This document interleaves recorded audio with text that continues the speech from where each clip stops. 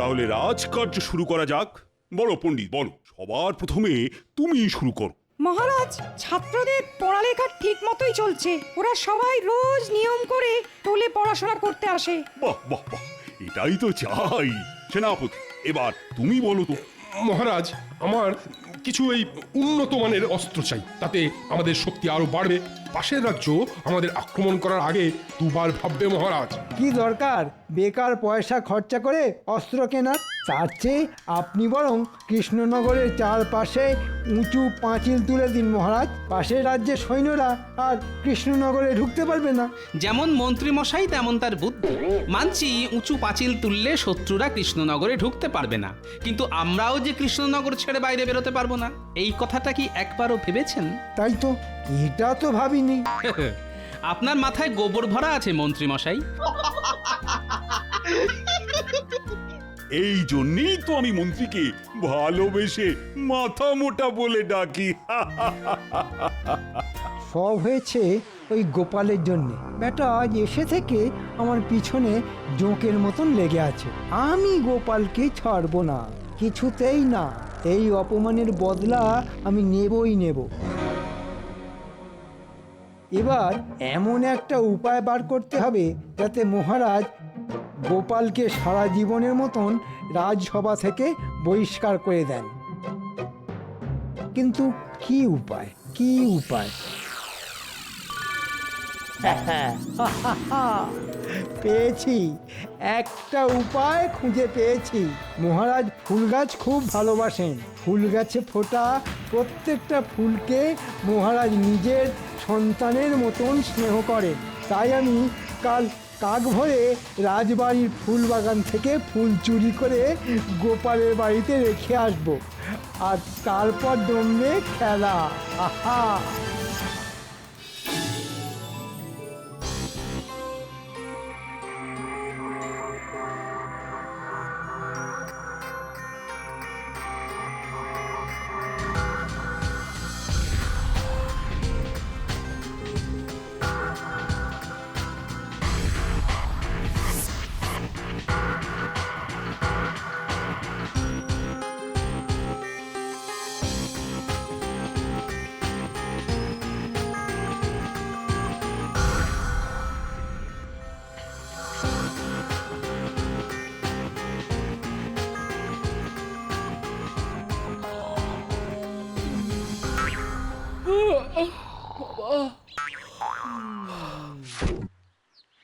যাই, এই বেলা বাসি কাপড় ছেড়ে ফুল তুলে ঠাকুর পুজোটা সেরে নি, তারপর রান্না চাপাবো খন।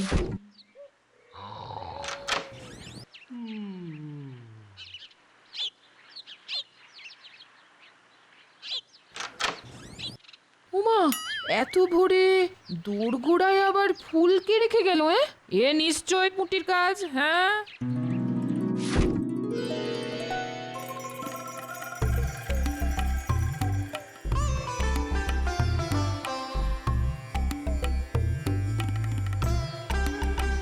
কি আমার ফুল গাছের সব ফুলগুলো গেল কোথায়?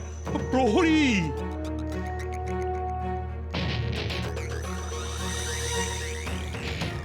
বলুন মহারাজ। এই, আমার গাছের ফুলগুলো গেল কোথায়? কে তুলে নিয়ে গেল? হ্যাঁ হ্যাঁ, তাই তো, সকাল থেকে তো আমি এখানেই আছি মহারাজ। কই কাউকেই তো ঢুকতে দেখলাম না। তবে ফুলগুলো উড়ে গেল নাকি? ছত্ত সব! কি হলো মহারাজ, কি নিয়ে এত চিন্তা করছেন আপনি? আর বলো না মন্ত্রী, আজ সকালে উঠে দেখি রাজবাড়ির ফুল বাগান থেকে সব সব ফুল চুরি হয়ে গেছে। সে কি, চোরের এত বড় সাহস রাজবাড়ির ভিতর থেকে ফুল চুরি করে? হ্যাঁ, না না, এ চোর যে সে চোর নয়। আমার মনে হয় এটা রাজসভার কোনো সদস্যের কাজ। কি এরকম কাজ কে করবে বলো দেখি? কেন মহারাজ, গোপাল। আমার মনে হয় গোপাল ভোরবেলা উঠে ফুল চুরি করেছে, তাইও এখনো পড়ে পড়ে ঘুমোচ্ছে। না না, গোপাল এমন কাজ করতেই পারে না। কেন পারে না শুনি? গোপাল কি সব কাজ আপনাকে জানিয়ে করে? মহারাজ এক্ষুনি চলুন গোপালের বাড়িতে, তাহলেই চোর হাতে নাতে ধরা পড়বে। হ্যাঁ? গোপালের বাড়িতে? আচ্ছা বেশ, তুমি যখন বলছো তখন চলো দেখি একবার।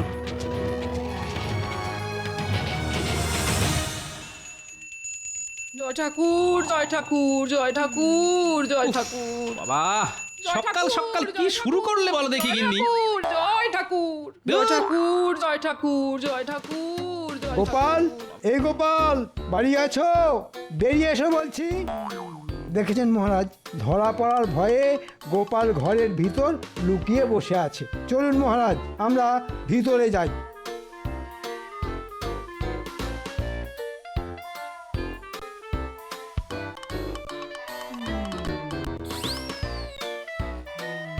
গোপাল, মহারাজ, আপনি?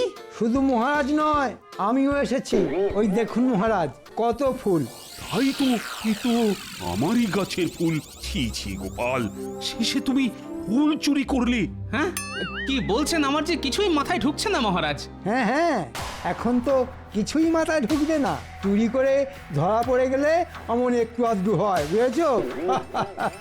গোপাল, আমি তোমাকে 1 মাসের জন্য আমার রাজসভা থেকে বহিষ্কার করলাম। এই 1 মাস তোমার বেতনও কাটা যাবে। এটা চুরির শাস্তি। চলো চলো মন্ত্রী। বেশ হয়েছে, আমার পিছনে আর লাগবে এসো না গোপাল। ফল খুব খারাপ হয়ে যাবে বলে দিলাম।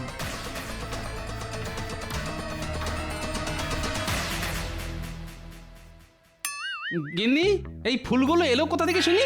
আজ সকালে ঘুম থেকে উঠে দেখি এই ফুলগুলো সদর দরজার সামনে পড়ে আছে, তাই তো আমি এগুলো তুলে এনে পুজোয় বসলাম। এই সত্যি বলছি, বিশ্বাস করো। আমি তো বিশ্বাস করলাম গিন্নি, কিন্তু মহারাজ করলেন না। আমার মনে হয় এইসব ওই শুটকো মন্ত্রীটার কাজ। এবার কি হবে? সেটাই তো, কিছু একটা উপায় খুঁজে বার করতেই হবে গিন্নি।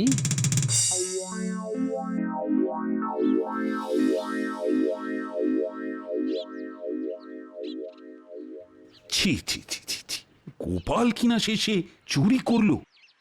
মহারাজ, মন্ত্রী যে, আমি আগামীকাল মুর্শিদাবাদে যাচ্ছি নবাব বাহাদুরের সঙ্গে দেখা করতে। তুমি এদিকটা বরং সামলে নিও। ফিরে এসে আমি গোপালের একটা ব্যবস্থা করব। ওকে ফুল চুরির ক্ষতিপূরণ দিতে হবে। আপনি কোনো চিন্তা করবেন না মহারাজ, আমি সব সামলে নেব।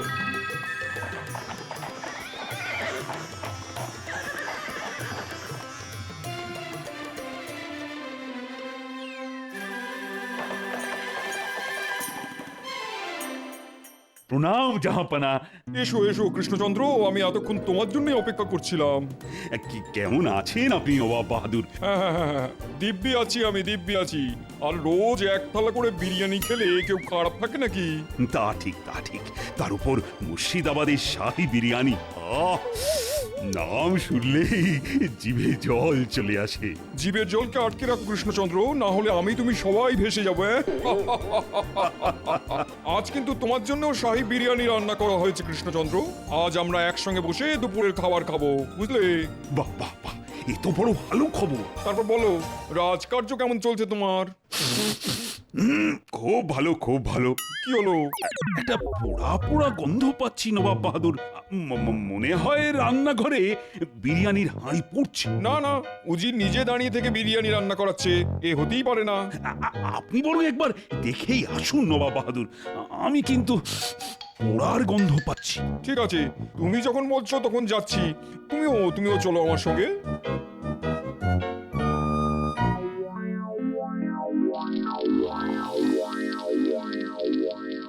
হায় আল্লাহ, সব পুড়ে গেল তো।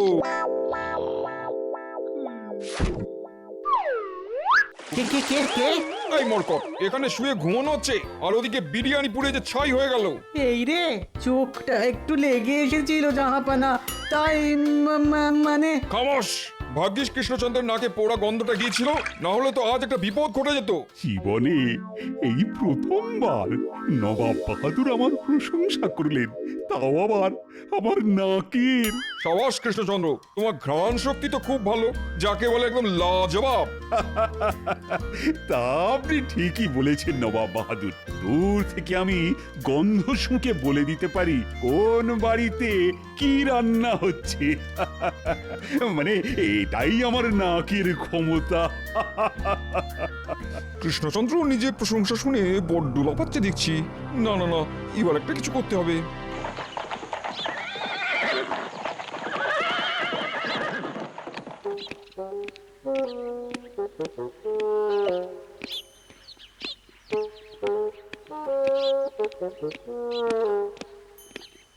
কি বুঝলে উজির?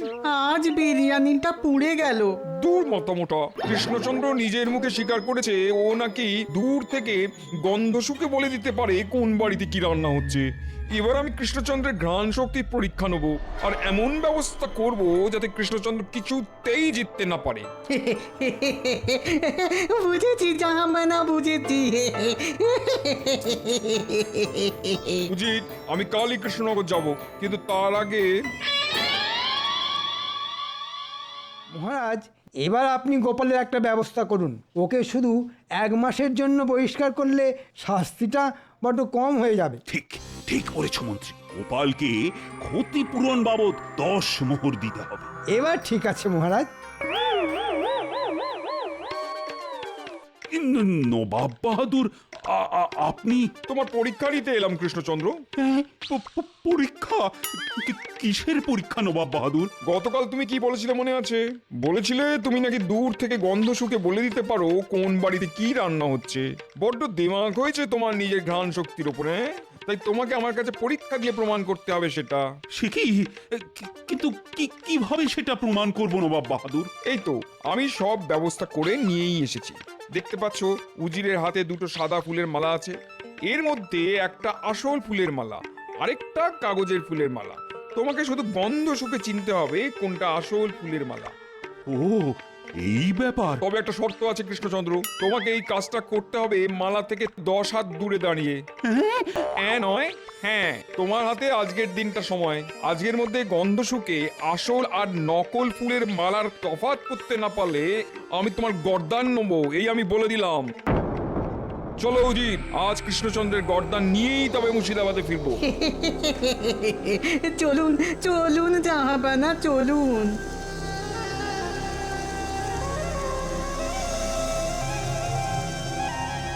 ঠিক হয়েছে, এখন গোপালও নেই, তাই আমার চিন্তাও নেই। এবার নবাব বাহাদুর মহারাজের গর্দান নেবেন আর আমি হব কৃষ্ণনগরের নতুন রাজা। হা হা। গোপালকে খবরটা দিতে হচ্ছে। কানামাছি ভো ভো যাকে পাবি তাকে ছো। বাবা, গোপাল দাদু তো আমাদের ধরতেই পারে না, পারে না, পারে না।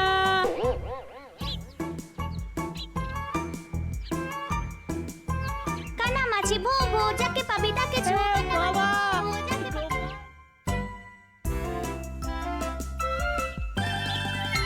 গোপাল, ও গোপাল, গোপাল। আরে বিজ্ঞানী যে, বলো বলো। মহারাজের বড় বিপদ গোপাল, তুমি বাঁচাও মহারাজকে। কেন কেন, কি হলো মহারাজের? দেখতে পাচ্ছ উজিরের হাতে 2টো সাদা ফুলের মালা আছে। এর মধ্যে একটা আসল ফুলের মালা, আরেকটা কাগজের ফুলের মালা। তোমাকে শুধু গন্ধ শুকে চিনতে হবে কোনটা আসল ফুলের মালা। তবে একটা শর্ত আছে কৃষ্ণচন্দ্র, তোমাকে এই কাজটা করতে হবে মালা থেকে 10 হাত দূরে দাঁড়িয়ে। তোমার হাতে আজকের দিনটা সময়। আজকের মধ্যে গন্ধ শুকে আসল আর নকল ফুলের মালার তফাৎ করতে না পারলে আমি তোমার গর্দান নেবো, এই আমি বলে দিলাম। পেয়েছি একটা সুযোগ। ঠিক আছে বিজ্ঞানী, আমি যাব, কিন্তু গোপাল সেজে নয়, ছদ্মবেশে। আর শুধু নবাব বাহাদুরকে নয়, যে আমার বাড়িতে ফুল রেখে গেছে তাকেও গোপাল আচ্ছা করে শিক্ষা দেবে।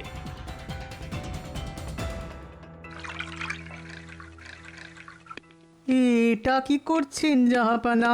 শুধু আমি আর তুমি জানি ওই মালা দুটোই নকল, কাগজের তৈরি।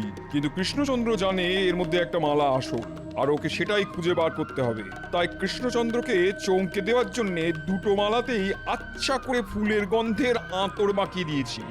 এবার কৃষ্ণচন্দ্র পাগল হয়ে যাবে। আপনি মহান, মহান জাহাপানা।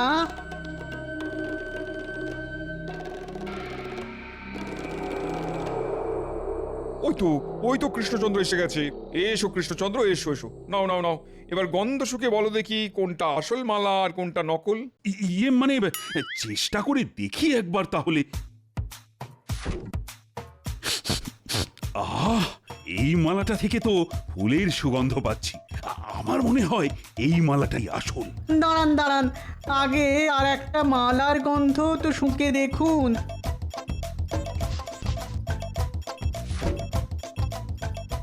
এ কি, এই মালা থেকেও তো একই রকম সুগন্ধ বেরোচ্ছে। কৃষ্ণচন্দ্র এবার ফাঁদে পড়েছে। আমাকে আরেকটু সময় দিন নবাব বাহাদুর। আজকের মধ্যে তোমাকে আসল মালাটা খুঁজে বার করতেই হবে কিন্তু কৃষ্ণচন্দ্র। সবে তো সকাল, এখনো তোমার হাতে সন্ধে পর্যন্ত সময় আছে।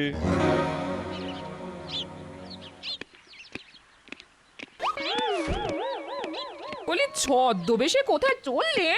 গোলমালের গন্ধ পেয়েছি গিন্নি, তাই আমি চললাম মহারাজকে বাঁচাতে। এবার এবার আমি কি করব? কিছুই তো মাথায় আসছে না। আপনি চিন্তা করবেন না, সব ঠিক হয়ে যাবে। কিচ্ছু ঠিক হবে না রানী, কিচ্ছু ঠিক হবে না। গোপাল কোথায়? গোপালকে একবার ডেকে পাঠান না আপনি। ওর মুখে আমি গোপালের সামনে গিয়ে দাঁড়াবো বলো তো রানী? আমি যে গোপালকে নিজের মুখে রাজসভা থেকে বহিষ্কারের কথা বলেছি। না না, গোপাল কিচ্ছু মনে করবে না।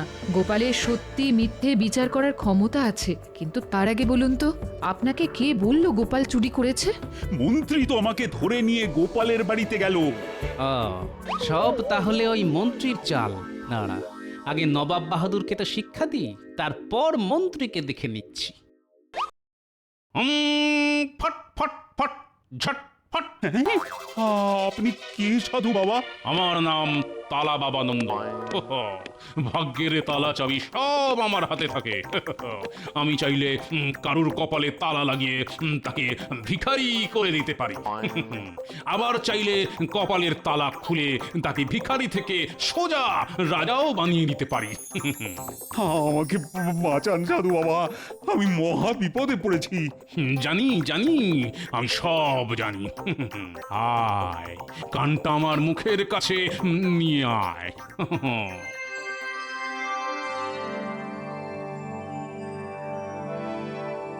বাহ বাবা বাহ, এ তো দারুণ উপায়।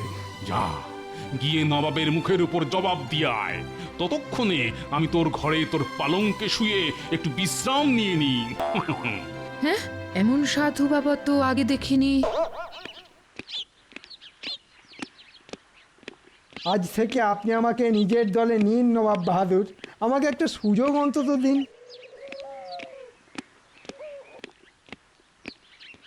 কি মন্ত্রী, তুমি এখানে? আজ থেকে আমি মন্ত্রী নই মহারাজ, আজ থেকে আমি নবাব বাহাদুরের দলে। তাই নাকি? সুযোগ বুঝে অমনি দল বদল করে নিলে তুমি? হ্যাঁ করেছি মহারাজ, শুধু দল বদল নয়, গোপালকে চোর সাজিয়েছি আমি। হ্যাঁ? আমি নিজে রাজবাড়ি থেকে ফুল চুরি করে গোপালের ঘরের সামনে রেখে এসেছিলাম, আর বেচারা গোপালটা শাস্তি পেল কোনো দোষ না করে। কি কৃষ্ণচন্দ্র, সময় কিন্তু কমে আসছে, তাড়াতাড়ি করো। আমি তৈরি নবাব বাহাদুর। প্রহরী,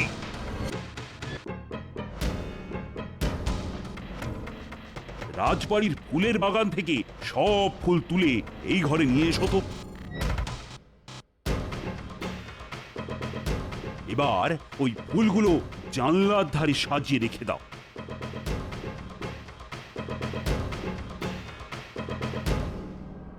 বুঝি, এবার তুমি এই মালা দুটো ওই ফুলগুলোর পাশে আলাদা আলাদা করে রেখে দাও। এসব কি হচ্ছে কৃষ্ণচন্দ্র? অপেক্ষা করুন নবাব বাহাদুর।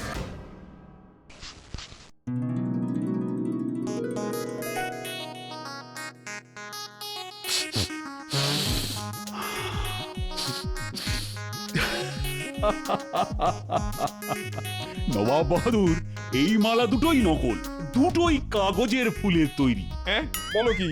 এটাই আমার উত্তর নবাব বাহাদুর। এবার আপনি বলুন, আমি ঠিক না ভুল? এ কি হলো জাহাবানা? রাজা কৃষ্ণচন্দ্র কি করে সত্যিটা বলে দিল? সেটাই তো আমি ভেবে পাচ্ছি না। হ্যাঁ মহারাজ জিতে গেলেন। মহারাজ আমি আপনার মন্ত্রী মহারাজ, শুধু আপনার মন্ত্রী, আমাকে ক্ষমা করে দিন। না না না, মহারাজ আপনাকে ক্ষমা করলেও আমি আপনাকে এত সহজে ছাড়বো না মন্ত্রী মশাই। আমি জানি আপনি আমাকে ইচ্ছে করে চোর সাজিয়েছেন। কে কে তুমি? হ্যাঁ গোপাল।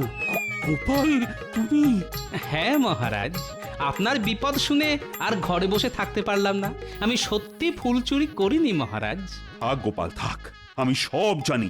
মন্ত্রী নিজের মুখে সব স্বীকার করছে। কি হলো? ওনারা অমন করে ছুটে পালালেন কেন? লজ্জায় রানী লজ্জায়। গোপাল না থাকলে আমাকে পালাতে হতো তোমাদের সবাইকে ছেড়ে। গোপাল এইবারও আমাকে বাঁচিয়ে দিয়েছে। তার মানে সাধুর বেশে ওটা তুমি ছিলে গোপাল? কিন্তু গোপাল সাধু সেজে আপনার কানে কি এমন মন্ত্র দিল আমাকেও একটু বলুন। খুব সোজা রানী। গোপাল বলল মৌমাছি আর প্রজাপতি একমাত্র আসল ফুলের উপরই বসে মধু সংগ্রহের জন্য। ব্যাস অমনি আমার কাছে সবটা জলের মতো পরিষ্কার হয়ে গেল। নবাব বাহাদুর যে দুটো মালা সঙ্গে করে নিয়ে এসেছিলেন সেই দুটোই কাগজের তৈরি, আর তাতে একবারের জন্য প্রজাপতি আর মৌমাছি বসেন। যেমন গোপাল তেমন তার বুদ্ধি।